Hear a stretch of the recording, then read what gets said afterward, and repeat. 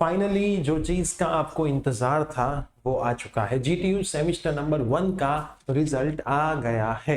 आज की इस वीडियो के अंदर मैं आपको बताने वाला हूं कैसे आप आपका जीटीयू सेमेस्टर 1 का रिजल्ट देख सकते हो। साथ में रिजल्ट देखने के बाद अगर आप पास हो फेल हो तो उसका कैसे क्या करना है। दूसरी मोस्ट इंपॉर्टेंट चीज जो भी स्टूडेंट्स अपने प्लेटफॉर्म से पढ़े थे, चाहे कोर्स से चाहे यूट्यूब से, फ्री सेशन पेड सेशन, अगर आपके 8+ SPI आए तो बारी है सेलिब्रेशन की, बारी है आपके गिफ्ट्स की। तो उसके लिए भी कैसे रजिस्ट्रेशन करना है वो भी मैं आपको इस वीडियो के अंदर बताने वाला हूं। तो यस दोस्तों, मेरा नाम है प्रियेश पटेल। आप सबका बहुत बहुत हार्दिक स्वागत है प्रियेश विद्यापीठ प्लेटफॉर्म के ऊपर।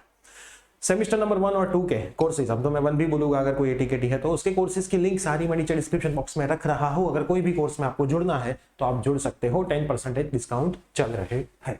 देखो, मैंने गूगल में लिखा जीटीयू रिजल्ट, तो रिजल्ट लिखा तो ये वेबसाइट ओपन हुई थोड़ी देर के बाद। उसमें मैं चेक करूंगा, यहाँ पे BE सेम 1 रेगुलर, ये रहा BE सेमेस्टर 1 रेगुलर। थोड़ी वेबसाइट लोड लेगी, enrolment number, seat number, captcha data डालोगे, सर्च करोगे तो आपको आपका रिजल्ट दिख जाएगा।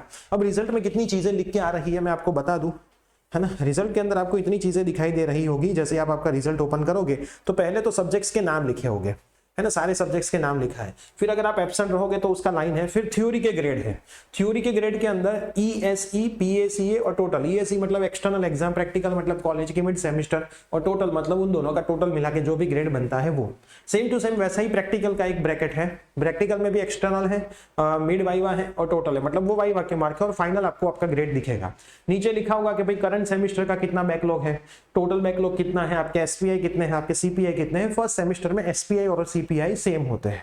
अगर आप कहीं पे रीचेक और रीअसेसमेंट में अप्लाई करना चाहते हो तो नीचे ऑप्शन होगा।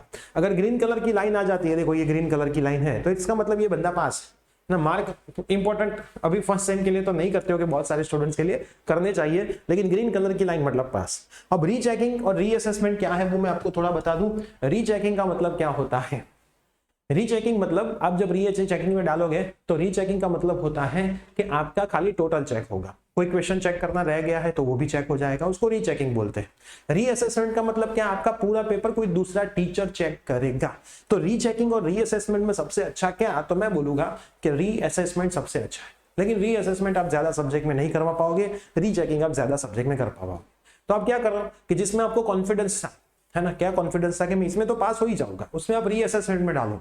फिर जो बाकी के सब्जेक्ट्स में आपको डालना है, फेल हुए हो उसमें रीचेकिंग डालो। पास हो गए हो तो कुछ मत करो। कोई बंदे ऐसा है कि सर मैंने ए सपोज किया था ग्रेड लेकिन CC आया, तो मैं क्या करूं, तो आप कर सकते हो। रीअसेसमेंट और रीचेकिंग में मार्क कम हो सकते हैं, तो थोड़ा बहुत चांसेस है 1% के कम हो सकते हैं। 99% तो चांसेस होते ही नहीं है कि आपके मार्क कम होते हैं। रीचेकिंग और रीअसेसमेंट के रिजल्ट आने के लिए 1 महीना जैसा टाइम लग जाता है। कब आता है कुछ फिक्स नहीं है।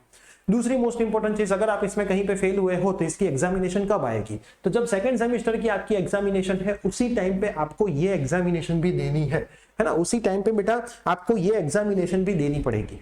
मतलब कि भाई सेकंड सेम में बहुत सारे सब्जेक्ट्स ऐसे हैं जो आपको नहीं थे लेकिन फर्स्ट सेम में थे, लेकिन आपके फ्रेंड को वो फर्स्ट सेम वाले आपके थे वो नहीं थे, तो वो तो एग्जाम इस बार देगा, वही पेपर आपके होंगे। तो रेगुलर रिपीटर के पेपर टफ आते हैं ऐसा कुछ हो ही नहीं, वो सबके लिए रेमिडियल है, कोई के लिए रिपीटर भी है, तो उसकी भी आपको चिंता करने की जरूरत नहीं है। लेकिन यहां से फेल हुए हो तो थोड़ा संभल जाने की जरूरत है, मेहनत करने की जरूरत है।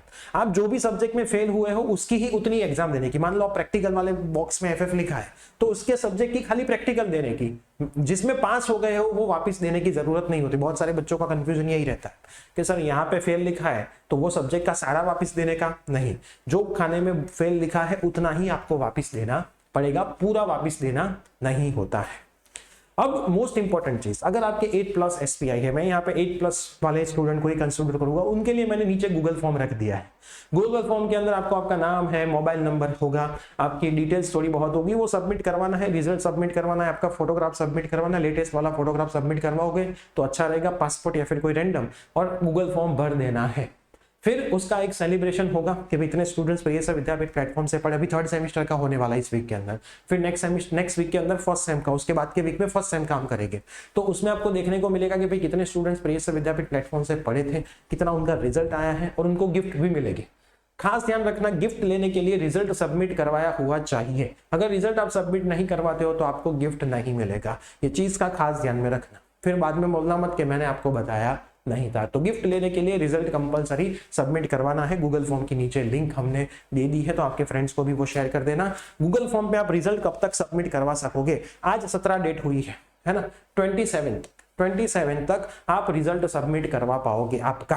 तो रिजल्ट का अच्छा सा ऑनलाइन फोटोग्राफ सबमिट करवा देना, है ना। आपका फोटोग्राफ जो भी वहां पे मांगा है उतनी चीजें आप सबमिट करवा देना। 27 तक आप ये चीज कर सकते हो, ठीक है। तो रिजल्ट का फोटोग्राफ, आपका फोटोग्राफ, जितनी चीजें मांगी है उतना सबमिट करवाओ। एक अच्छे रिजल्ट के साथ हम मिलते हैं सेलिब्रेशन के अंदर। अभी भी कोई डाउट रह जाते हैं तो कमेंट जरूर करना, हम उसका वीडियो लेके श्योर आएंगे। तो जिसका भी जो भी रिजल्ट आया है, आप सबको ढेर सारी शुभकामनाएं। ऐसे ही आप आपका रिजल्ट आगे बनाए रखो, कोर्सेज में जुड़ते रहो, अच्छा रिजल्ट लाते रहो। वैसे बेस्ट ऑफ लक। और आगे जो प्राइवेट यूनिवर्सिटी के रिजल्ट आ चुके हैं, उन लोगों ने सबमिट करवाए हुए, वो वापिस से गूगल फॉर्म में एक बार सबमिट करवा देना। मिलते हैं ऐसे कोई नए अपडेट के साथ। Bye, take care.